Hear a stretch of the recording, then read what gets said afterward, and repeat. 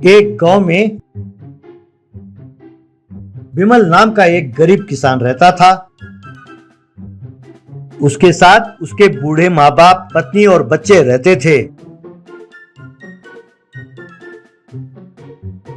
विमल बहुत अच्छा आदमी था, ईमानदार था। वो अपने खेत में मेहनत से काम करता था। खेत में जो फसल उगते थे उसे बाजार में बेच के जो पैसे मिलते थे लाकर अपने पत्नी को दे देता।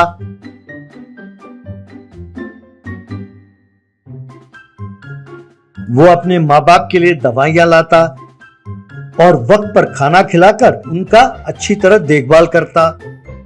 वो जो पैसे कमाता था उसी में अपने परिवार के साथ खुशी खुशी रहता था।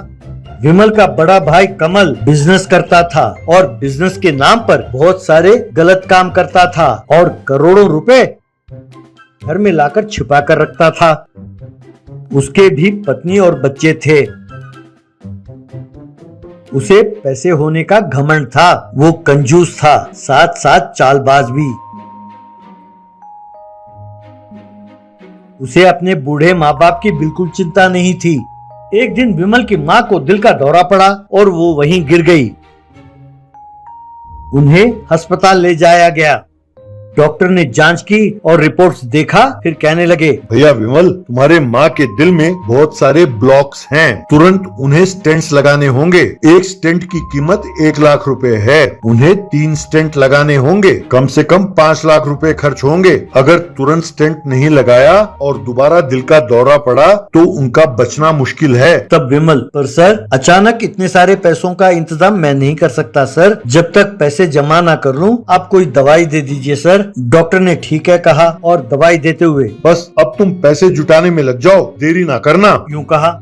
विमल तुरंत अपने भाई कमल से मिला और जो कुछ हुआ वो सब बताया और भाई से पैसे मांगा। तब कमल, क्या 5 लाख रुपए चाहिए? अरे मैं तुम्हें कोई धर्मराज नजर आता हूँ क्या?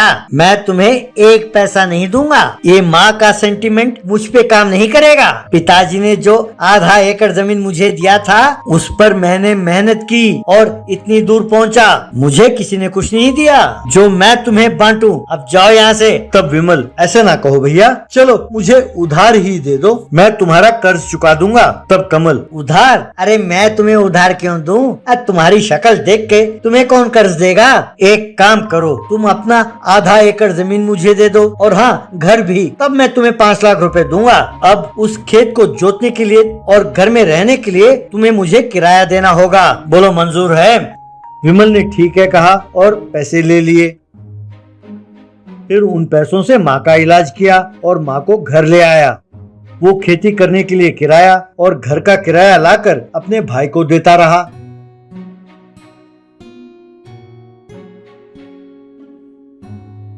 हर बार जब वो पैसे लाकर देता, वो घर का किराया बढ़ाता रहता। ये देखकर विमल बहुत दुखी होने लगा।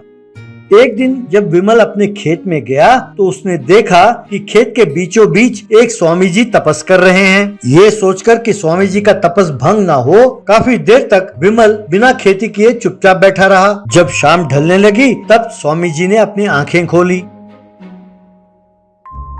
विमल ने उन्हें प्रणाम किया। स्वामी जी, बेटा, क्या ये खेत तुम्हारा है? मैंने सोचा थोड़ी देर तपस कर लूं, इसीलिए मैंने यहाँ आसन जमा लिया। मैंने सोचा नहीं था कि इतनी देर लग जाएगी। बुरा ना मानना बेटा कि मैंने तुम्हारा वक्त बर्बाद किया। तब विमल, नहीं नहीं स्वामी जी, ऐसी कोई बात नहीं, आप जितने दिन चाहें यहाँ तपस कर सकते हैं। तब स्वामी जी, तुम्हारी ये नेकी मुझे बहुत अच्छी लगी बेटा, मैं तुम्हारी मदद करना चाहता हूँ, कहकर चारों ओर देखते हुए, इस बार तुमने कौन सा फसल उगाया है? तब विमल, इस बार मैंने प्याज का फसल उगाया स्वामी जी। तब स्वामी जी ने खेत पर हाथ फेरते हुए, अब से तुम्हारे खेत में जादुई प्याज उगेंगे। तुम प्याज का तेल निकालो और उसे बेचो। वो गंजे के सर पर बाल उगाएंगे और जिनके बाल हैं उन्हें और घना करेंगे। इस तरह जो पैसे कमाओगे उसके साथ खुशी खुशी रहो। जब ये फसल काट लो तो सिर्फ एक प्याज अपने पास रखना। अगर उस प्याज को फिर से जमीन पर बोओगे तो फिर से सारे प्याज के फसल उगेंगे। यूं कहकर उसे आशीर्वाद देकर चले गए। तब विमल ने प्याज का फसल काटा, उसे घर ले गया और उन प्याजों को एक मशीन में डालकर